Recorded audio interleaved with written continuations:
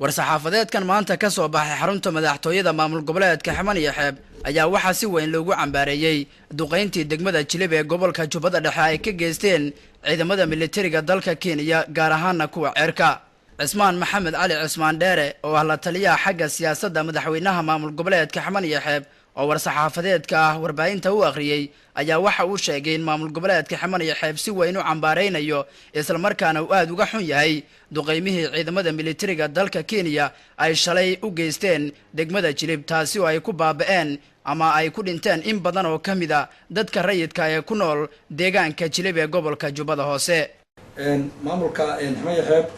runtii waxaa naxdin liyaab ku noqotay dadkaas Soomaaliyeed oo qoysaska iyo caruura isugu jira oo ciidamada cirka Kenya ay sida bareerka u laayeen magaalada Jilib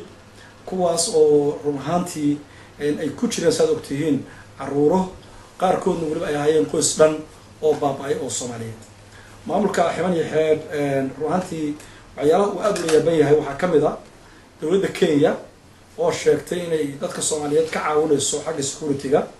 waxaa hadda caddaatay inuu hadafku sidaa ka duwan yahay. arrintaas maamul goboleedka Xaman iyo Xeeb wuxuu si buuxda u cambaareynaya falka noocaas oo kale oo aad iyo aad runtii wax looga xumaada ah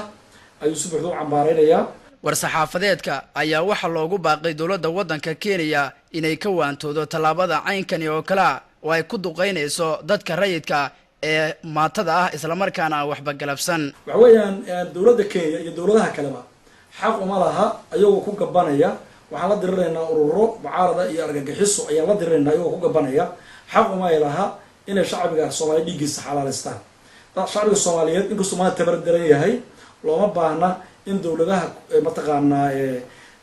deriska ah ama kuwa la midka ah inay gumaad noocaas oo kale ah shacbiga Soomaaliyeed ay u geystaan waana shacbi xisaabtami doona haddii Ilaahay yiraahdo. ugu dambeyn la taliyaha xagga siyaasadda madaxweynaha maamulka Xaman iyo Xeeb Cismaan Maxamed Cali Cismaan Dheere ayaa waxa ugu baaqay ururada siyaasadda iyo guud ahaanba wadamada caalamka inay baaris ku sameeyaan duqeymaha ay inta badan ciidamada cirka ee dowladda Kenya ka geystaan dalka Soomaaliya gaar ahaan goobaha ay u badan yihiin dadka rayidka iyagoo sheega mar waliba inay bartilmaameedsanayaan xarakada Al-Shabaab oo dagaal xoogan uu kala dhaxeeyo. waxaan soo jeedinaynaa oo u soo jeedinaynaa dowladaha adduunka iyo ururada u dooda xuquuqda aadanaha oo nabadda jecel in falkaas Kenya geysatay cadaadis lagu saaro isla markaasna la sameeyo mataqaana jawaab mataqaana dowladda Kenya arrinta ay ka keento. sidoo kale waxaa looga fadhiyaa dowladda ku meel gaarka Soomaaliya inay iyaduna ay arrintaas dabagalkeeda inay ku dhaqaaqdo dadka Soomaaliyeed waxay ku qanci karaanna inay samayso. ugu dambeyntii waxaan tacsi u diraynaa oo shacbiga Xaman iyo Xeeb iyo maamulkiisu ay tacsi u dirayaan dhammaan dadkii Soomaaliyeed ee Jilib iyo nawaaxigeeda iyo gobolada kale oo sida gardarrada loogu dilay.